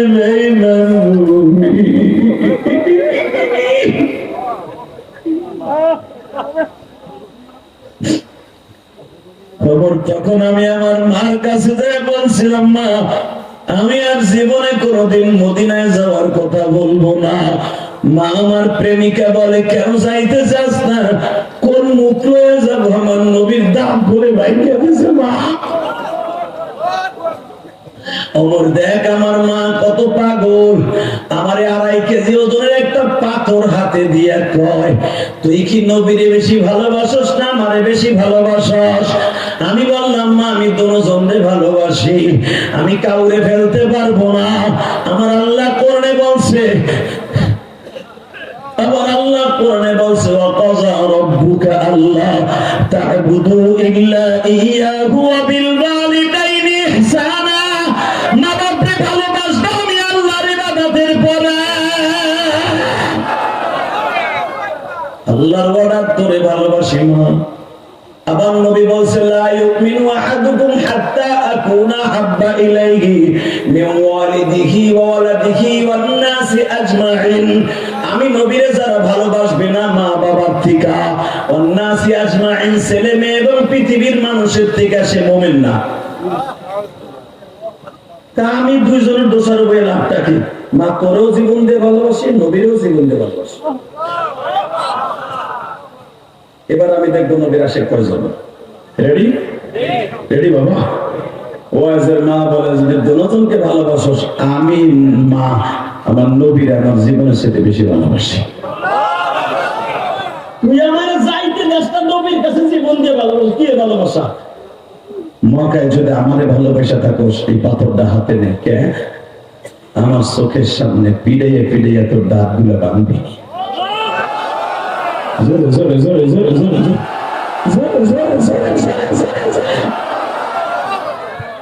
ওমর বলে আশ্চর্য না দেখে তোমার মা অর্ডার দিল।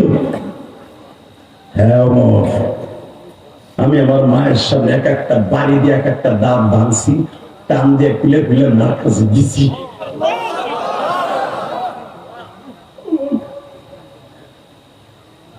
আমার মা বলে কোন দাঁত ভাঙছে তুই জানাস না, ভাঙতে থাক। ওর গুতাইয়া গুতাইয়া সব দাঁত গুলা ভাঙছি, ঠোঁটটারে থেতলা বানায় হেলাইছি, উপরের বাড়ি নিচের বাড়ি থেতলা বানায় হেলাইছি। দেখ দোস্ত নাই ওমর। ওমর আমার মা দাঁত গুলারে এইভাবে কাপড়ের আসলে বাইন্দা আমার মা অসুস্থ শরীরে চিল্লাইছিল আর বলছিল নবী গো আমার ওয়াইজ আপনার কাছে যাইতে দেই নাই, কিন্তু ভালোবাসার কমতি রাখি নাই গো নবী, ভালোবাসার কমতি রাখি নাই গো নবী। অনেক মায়ের সন্তান আপনার সাথে আজকে শহীদ হয়েছে নবী, আমি আমার ওয়াইজে যাইতে দেই নাই, আমি যাইতে দেই নাই, আপনি নিষেধ করছেন। আমার মায়ের যখন কইলে আমি নবী বলে নিষেধ করছে, আমি বুঝতে পারলাম না আমার নবী আবার নিষেধ করলো কবে, আমার নবী ওয়াইজের মার কাছে আসলো কবে। আমি সেদিন বুঝছি আমার নবী আমার নবীর কত আশেক। তোমার বলে তোমার মা কেন জানলো, এখন কানবেন। ওয়াইজ তুই ভাবস আমি তোর যাইতে দেই না, না তা না। যখন তুই গাঠিটা বাইন্দা নবীর কাছে যাওয়া না দিতি, নবী আমার সঙ্গে হাত দুটা বাড়ায় বলতো ওয়াইজ না তোমার ওয়াইজ মদিনায় না আসে।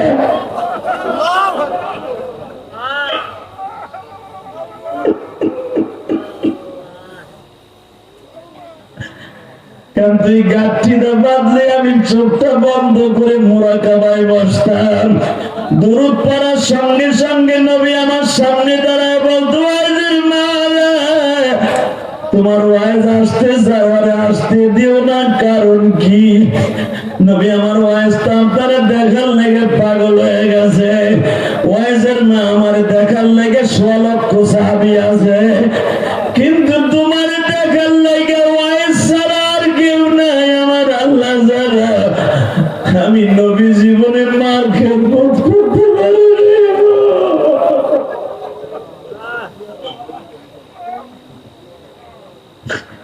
আমার মা মেনা আমারে রাইখে ওই মদিনা বুয়া বস্তিতে ঘুমায় আছে। ওয়াইজ রে, হে ওয়াইজ, আমার নবী আমার সামনে কথাগুলো যখনই বলতো আমি তোরে বাহানা দিয়া রাইখা দিতাম, তুই যদি যাস আমি দুধের দাবি ছাড়বো না। আসলে এইটা আমার মুখের কথা না, আমার নবী তোরে যাইতে দিত না। আমার কলিজার টুকরা যুবক ভাইরা, আমি তোমাদের দুইটা পাও ধরে বলে দিয়ে যাই, ওয়াইজের মা সব দুইটা বুঝলেই যদি নবীরে দেখতো। ইমাম মালিক রাহমাতুল্লাহ আলাইহির মা জীবনে দুধ খাওয়াইছে বাবা, ওযু ছাড়া খাওয়াই নাই।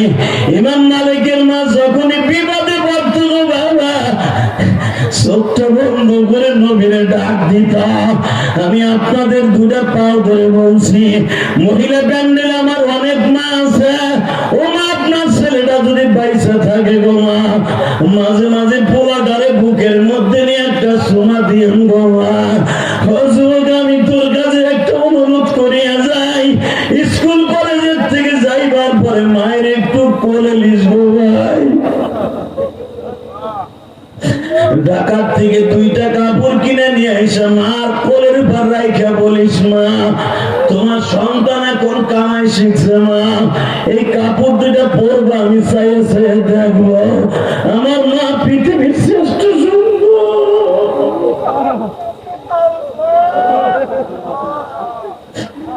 আমার কলিজার টুকরা যুবক ভাইরা, তোমাদের যাদের মা আছে তোমরা তো ঠিকই মায়ের কাপড় পরাইতে পারবা। আমি ইলিয়াসুর রহমান জেহাদি শত চেষ্টা করলো, পারবো না গো বাবা। তবে আমার মাকে আমি পাচ্ছি। আমার মা আমাকে 12 বছর বয়সে বলছে, ইলিয়াস রে যদি কোনোদিন টাকার মালিক হচ্ছে বাবা, একটা মসজিদ মাদ্রাসা বানাবি। ও বাবা, সার্বিক কাউন্টার চন্দ্রা কাউন্টার, যেখানে কদমতলী চৌরাস্তায় যাইয়া জিজ্ঞাস করবা ইলিয়াসুর রহমান জেহাদির বাড়ি এবং মসজিদ কই। বাবা 4 কোটি টাকা খরচ করে মসজিদ বানাইছি। আমি কাউকে বলি নাই 1 বস্তা সিমেন্ট দিবেননি, তবে অনেক গরিব মানুষ বাবা আমার মসজিদে টাকা দিছে, কোন ধনিক টাকা আমি নেই নাই গো বাবা। প্রতিদিন মাহফিলে আমার বাইরা মুসাবায় হাজার হাজার টাকা দেয়, ওই টাকা আমি মসজিদে খরচ করি বাবা। আলহামদুলিল্লাহ বলতে পারেন না? আমি আপনাকে 2টা পাও ধরে বলে যাই, আমি ইলিয়াসুর রহমান জেহাদি, আমি আমার মাকে জীবনে 1 খিরি পান খাওয়াইতে পারিনি, তবে আমার মায়ের একটা ওসিয়ত পালন করতে কেরানীগঞ্জে কদমতলী মসজিদ বানাইছি। এবং আমার মা যে মসজিদের সামনে ঘুমায় আছে, ওই যে বৈজনা গোসান দিকে আমি ওই মসজিদের সভাপতি, আমি ওখানে বাবা এই পর্যন্ত আমি 6 লাখ টাকা দিয়ে দিয়েছি। আলহামদুলিল্লাহ বলতে পারলেন না বাবা? আমাদের সমস্ত টাকাগুলা, বিশেষ করে আমি গুনাহের ওয়াজের টাকাগুলা আল্লাহ রাস্তায় খরচ হবে। আমাদেরকে নিয়ে সমালোচনা করেন না, শুধু 2টা পাও ধরে বলে যাই, শুধু আমার মায়ের ঋণ শোধ করার জন্য করছি বাবা। আল্লাহর যেই বান্দা এই মাদ্রাসাটা করছে, ওর নাম কি? মিজানুল হক খান। এই জায়গাটা বিল্ডিং সহ 5 লাখ টাকা দিয়ে কিনা, হ্যাঁ, আল্লাহর বান্দা জায়গাটা দিয়ে গেছে। মনে রাখবেন, সে জান্নাতে ঘুমিয়ে গেছে। আরো জোরে করে তার নামও দেয় নাই। দেখেন, দেখছেন মদিনাতুল উলুম। মদিনাতুল উলুম মানে কি? মদিনাওয়ালা এলেমের মারকাজ। মদিনাওয়ালার সাথে যোগাযোগ দরকার। মারহাবা। শুধু আপনাদের 2টা পাও ধরে বলি বাবা, এই দুনিয়া থাকতে পারবেন না? পারবেন? হ্যাঁ, পারবেন থাকতে? শুধু কবরের কথা চিন্তা করে আমার আল্লাহকে এখন 2 ফোঁটা পানি দিয়ে বুঝাই দেবেন, আল্লাহ আপনারা অনেক ভালোবাসেন। আল্লাহ দুনিয়া ছেড়ে চলে যাবো, আমার বাপ চলে গেছে, আমার মা চলে গেছে, আমার আব্বা পরের জমিতে কামলা দিয়ে আমার মানুষ করছে, আজকে আমার আব্বা কই? ও বাবা, আমার মায়ের জীবনে অনেক শুনছেন। এই যে ফতেপুর 3 গাঙ্গের মোড়ে যুবক, আমার মা আমারে খেওয়া নৌকে উঠে দিয়ে বলছিল, ইলিয়াস রে তোর সাথে আর কোনোদিন আমার দেখা হইব না। আমি জানতাম না এটাই আমার মার সাথে জীবনের শেষ দেখা। আমি নৌকে উঠে হাত ইশারা দিয়ে বলছিলাম, মা তুমি বাইসে থাকো, আমি চাই না। কিন্তু ওই যে মার সাথে জীবনের শেষ দেখা হবে আমি জানলে জীবন আমি অন্তত ওই যাত্রায় মাদ্রাসায় যাইতাম না। আমার মতো অনেকে মা হারা বাপ হারা আছেন, একটা আওয়াজ দিয়ে বলবেন, জীবন যা কার থাক, মা বাবার নামে মসজিদ মাদ্রাসায় বেশি বেশি দান করবেন। আমি আমার বাবাকে 2011 সালে হজ করেছি, আলহামদুলিল্লাহ। আমার আব্বার কাছ থেকে আমি 4 আনা পয়সা নিই। আব্বারে কাবা ঘরটা ধরাবার জন্য হজের মৌসুমে আমি না গেলে আমার আব্বা ঠিক মতো রোপণ গুলো আদায় করতে পারবে না, এই জন্য আব্বার সাথে আমি গেছি। আমি তো 4 সাল থেকে হজে যাই, তো আমার আব্বার 11 সালে নিয়ে গেলাম, কাবা ঘরের দরজার সামনে দাঁড় করেন। কষ্ট হইতেছে আপনাদের? এটা যে তোর বাউ ধরে ধরে বলে গেলাম, তুই এই কাজটা করিস। কাবা ঘরের সামনে আমার আব্বারে খাড়া করলাম। আমার কথায় কেন কান দেন, এর পিছনে কারণ আছে তো। এটা আমার কে দিতে, আমার বাবার দোয়া। আর বাবা মায়ের 2000 অ্যাকাউন্ট আছে, সে পৃথিবীর শ্রেষ্ঠ সন্তান, পৃথিবীর শ্রেষ্ঠ ধনী, পৃথিবীর শ্রেষ্ঠ ধনী, পৃথিবীর শ্রেষ্ঠ ধনী। কাবা ঘরের সামনে আব্বারে খাড়া করলাম, স্বর্ণের দরজার সামনে দাঁড় করাইয়া আব্বারে বুকে বসাইতে দিলাম। আব্বা আমি ইলিয়াসকে আপনি দুইটা জিনিস দেন। আমার আব্বা পয়সা আছে, জিজ্ঞেস করেন কি বাবা কি দেবো তোমারে? এক নম্বরে আপনি আমার মায়ের মাফ করে দেবেন। আমি এই মশলা জানি, যদি আমার আব্বা মাফ না করে কোনো দিন আমার আল্লাহ আমার মাকে মাফ করবে না। মহিলারা স্বামী যদি কোনোদিন মাফ না করে কোনদিন ওই স্ত্রী জান্নাতে যাবে না। আজকে সেই স্ত্রীগুলা, প্রবাসীদের স্ত্রীগুলা বেড়ায় এত কষ্ট করে মাথার গামটা ফেলে কামায়, আর মুভি এখানে বইয়া অন্য বেড়ার লাগে সেটিং করে। কথা না কেন? স্বামীর কিনা দিয়া মোবাইল দিয়ে তার নামের সাথে কথা বলে, ৭৫ উপরে কষ্ট হইতেছে। আর মাত্র ৩ মিনিট কথা বলে ওই যে মগাড়ায় কই যায়, ওরা বললি না তুই নানা কষ্ট উঠে কেমনে? আমার পাঁচান্ডা বই রয়েছে, মগায় উঠে গেল কেমনে? হ্যাঁ তোকে কথা শুনবো, যতটুকু পৌঁছে ততটুকু ওয়াজ করবো, উঠতে গেলে লুঙ্গি টেনে ধরবি। রেডি? আল্লাহ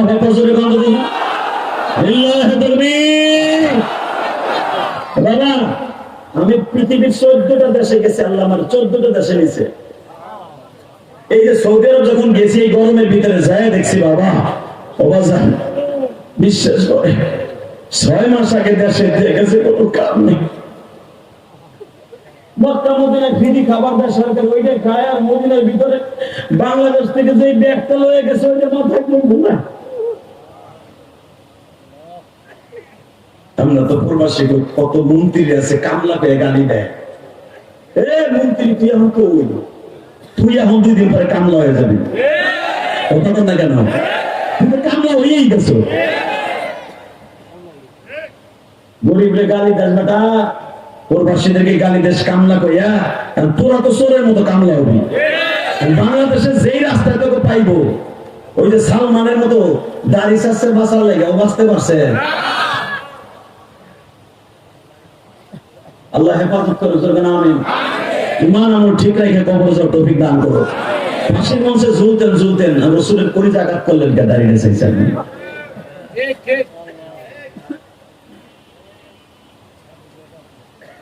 আল্লাহ বেজার হইতেছেন বাবা।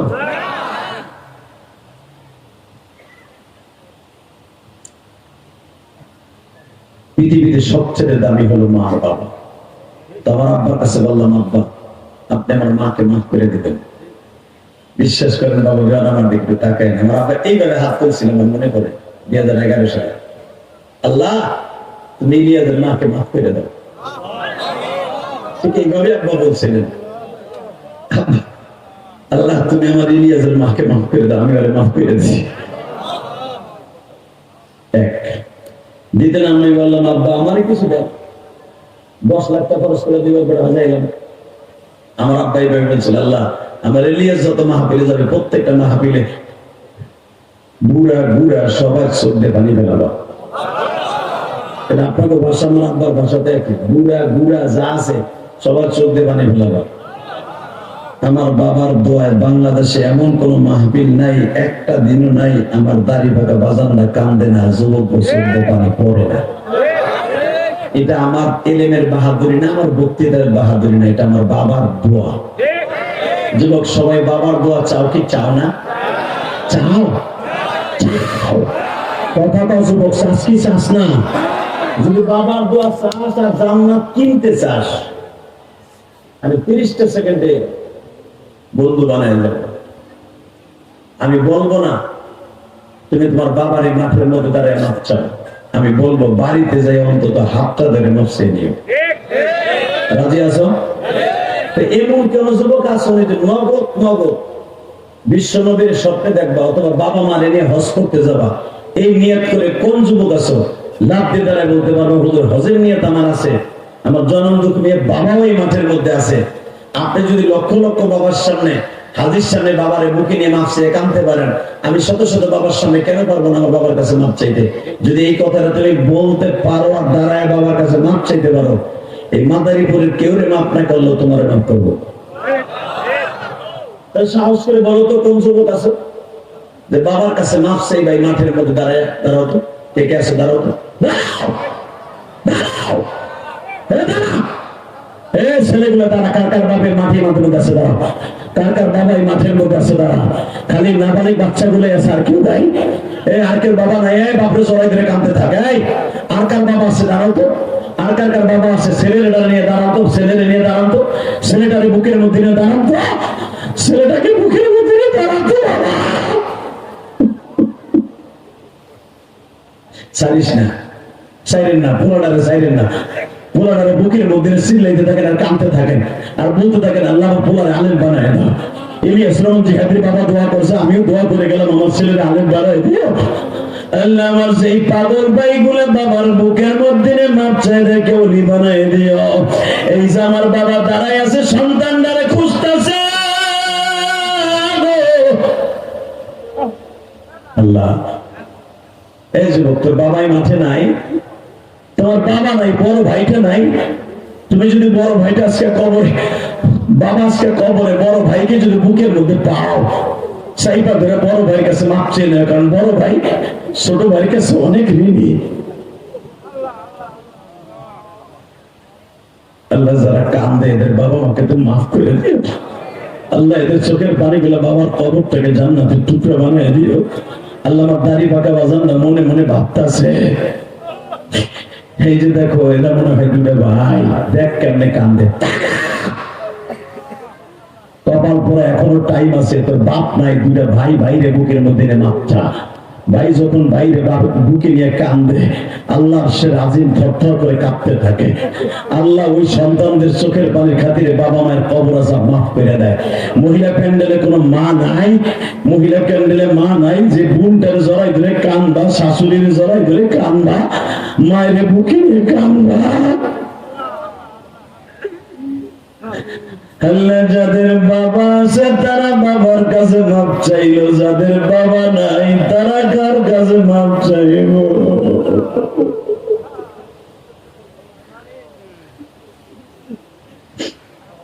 আল্লাহ যারাই কান্দে এদের বাবা মাকে মাফ করে দাও আল্লাহ। আল্লাহ এদের সন্তান গুলো গলি বানায় দাও আল্লাহ। অনেকে মনে মনে ভাবতেছে যে হ্যাঁ ভাই আপনি তো বাবার আজরাই ধরে কান্দতে বলেন, আমার তো আব্বা নাই, আমি কার কাছে মাপ চাবো।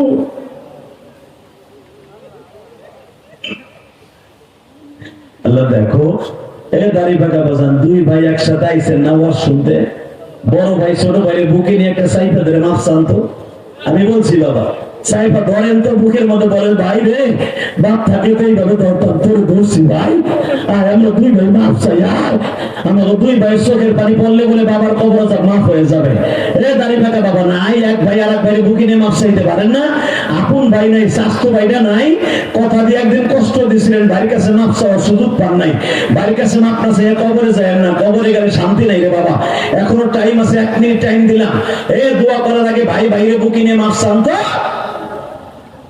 আল্লাহ দেখো কেমনে আমার দাড়ি বাঁকা বাজানরা বাইরে বুকে নিয়ে কান্দে, ওই যে একদম দাড়ি বাঁকা বাজান বাইরে খুঁজে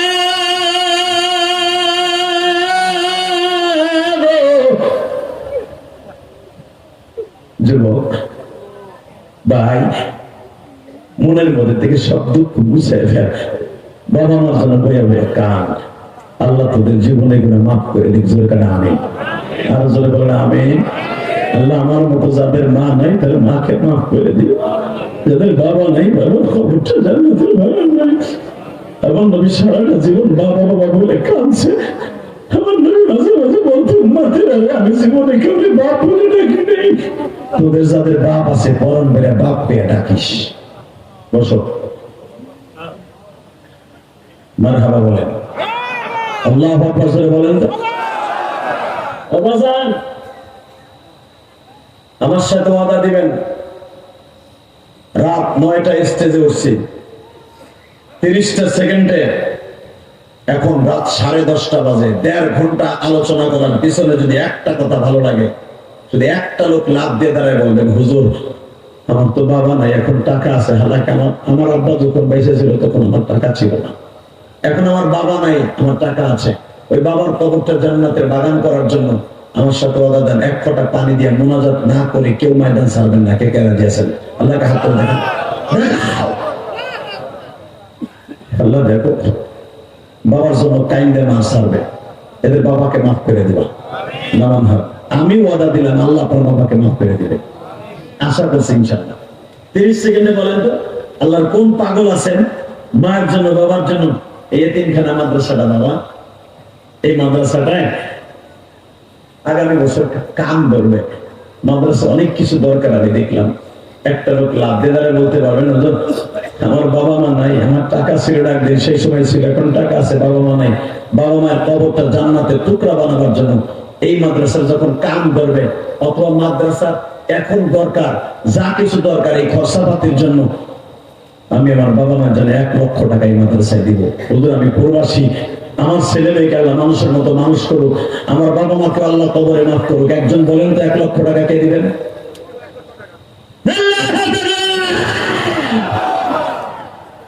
অনেক কম আছে কি নাম? আল্লাহ তুমি তার বাবা মাকে মাফ করে দেবে। আমার অনাচর পাগল ছিল না ফারুক ভাই, আল্লাহ আমার ফারুক ভাইয়ের বাবাকে মাফ করে দিবে।